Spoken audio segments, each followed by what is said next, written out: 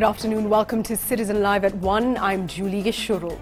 Industrialization Cabinet Secretary Adan Mohammed has urged Mandera County leaders to work with the national government and engage with residents to help bolster security in the county that borders Somalia. Speaking at a rally currently going on in Mandera town, the Cabinet Secretary also called on the county government to encourage the use of the Nyumba Kumi initiative so as to fight crime using the community policing program. The rally comes amidst operations to boost security in the county, where Al-Shabaab gunmen killed 64 people in 2 separate attacks on a bus and a quarry. So we are urging the national government, so let the national government take the responsibility of providing more KBR. Hiyo ndio kitu ya kwanza nataka niwaambie, iko na sisi. Hiyo ni pongezi. Ya pili, hiyo ndio maana sisi zote. Kwanza nataka ya Mandera. Hiyo ndio kitu incentive in the national government to provide more security. We have representative representing us. Bado inakaa na nyinyi. Tunataka telling the public not to go through the road. Youth could have gone also to university. Good talent out of them. So we are urging the national government, so let the national government take the responsibility of providing more KBR. Hiyo ndio kitu ya kwanza nataka niwaambie, iko na sisi. Hiyo ni pongezi. Ya pili, hiyo ndio maana sisi. Meanwhile, a section of coast leaders have formed a union that they have called Jumuiya ya Kaunti za Pwani, whose mission is to address economic and insecurity challenges that face the region. Addressing members of the Fourth Estate, Kwale County Governor Salim Mvurya, who's a member of the union, said the joint effort will promote unity among the people of the coast region. Taita Taveta woman representative Joyce Lay was appointed to spearhead the formulation of a constitution of a committee that will form the Coast Tourism Development Board. Mombasa Governor Ali Hassan Joho was among the leaders who attended the briefing.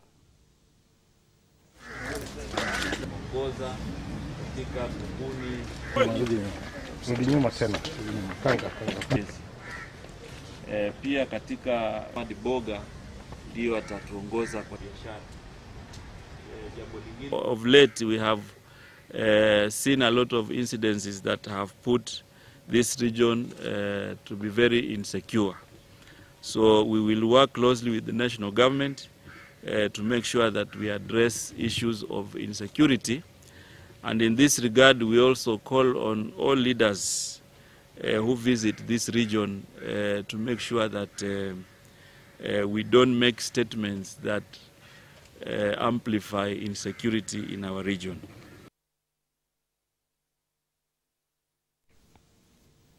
Well, the Kenya National Union of Teachers has warned the government that it will call for a nationwide teachers' strike in January over unmet pay demands. The teachers' body is further asking the government to reverse its decision, halting the annual rankings of schools in national examinations. Alex Kubasu will bring us the details. We're also connecting live now. Alex, are you with us?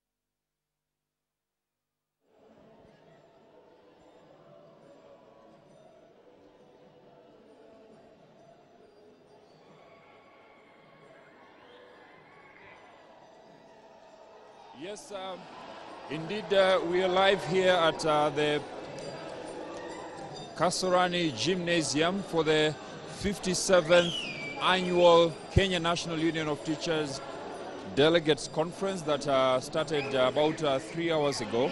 And the mood here is that the teachers are saying that they are not going back to school next year in January not until, according to the Secretary General Wilson Sossion, when the collective bargaining agreement with the employer, that is the Teachers Service Commission, is attained. In addition, they are also questioning the directive by the Ministry of Education regarding the directive that ranking of schools to be abolished, because they are arguing that the ranking of schools is the one that is promoting performance, or rather competition within the schools, that eventually boosts performance of the schools. And so they are arguing that abolishing it is a way of reducing the educational standards here in the country.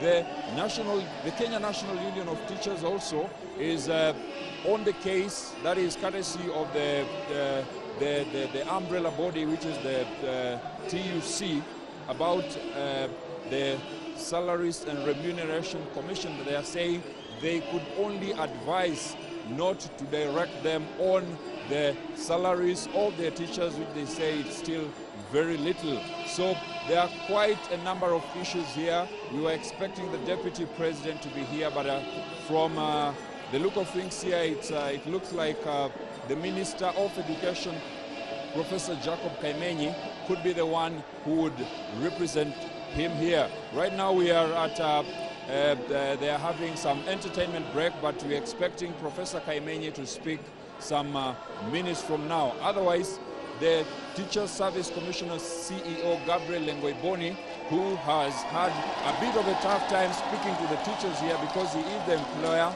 and is the one taking the flak, he's also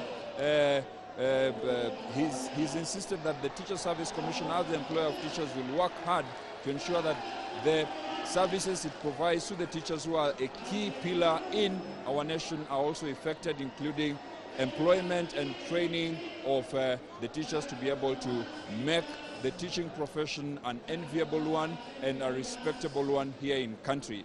So from here at the Kasarani Gymnasium, back to you in studio, Julie. Thank you for that, Alex Kubasu there. And as he mentioned, the Cabinet Secretary for Education, Professor Kaimenyi, expected to speak there, a fairly hostile place for him, where the teachers are saying they may go on a nationwide strike if indeed the government does not meet their pay demands by January. More on that in our later bulletins. A foundation aimed at empowering the youth as well as equipping them with leadership and entrepreneurial skills was yesterday launched in honor of the late Haron Ombea Getui, who was a Kenyan who rose to become a renowned international student leader at a university in Wales, United Kingdom. 2 cabinet secretaries graced the launch of the foundation. Alex Njagi tells us more. The foundation, named after the first Kenyan International Student Union president of Lampita University in Wales, was first suggested by Dr. Fred Matiang'i, the Cabinet Secretary for ICT, during the late Ombaya's burial ceremony. Matiang'i said he believes that by doing so, the young man's vision that was blurred when he died in an ugly motorbike accident on July 20th will be realized. The greatest thing about Ombaya, and I'm happy that the foundation in its conceptualization has embraced this, is the aspect of taking responsibility, civic responsibility, knowing that you have a part to play in society. Speaking in the launching ceremony, the Cabinet Secretary for Foreign Affairs and International Trade, Amina Mohammed, said the foundation will play a great role in transforming the lives of many young people. I'm informed that the foundation has planned programs, and I actually saw the programs being unveiled this afternoon, and they'll be focusing on leadership development and entrepreneurship. And this will be skills that hopefully will be developed among not just a few, but many, many youth. The Foreign Affairs Cabinet Secretary further urged young people to embrace civic responsibility, which is apparently very low among the youth. I'm glad to learn that one of the programs the foundation will focus on is road safety, including the handling and care of victims at accident sites. Family and friends left the Catholic University Hall with high hopes that the foundation will transform the lives of numerous young people, as was the dream of the late Ombaye. Alex Njagi, Citizen Live at 1. Well, a group of women across the country have come together to form an association to fight for the rights of women who have been marginalized both socially and economically.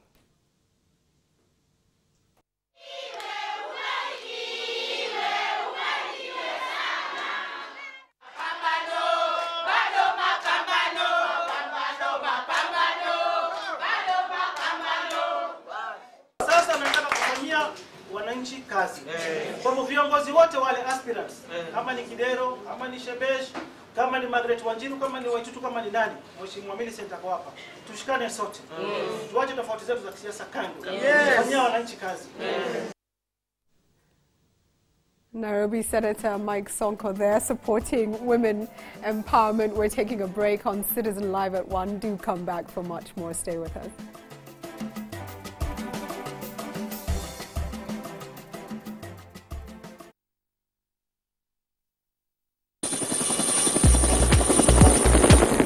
Imagine starting your morning at a site meeting in Kampala,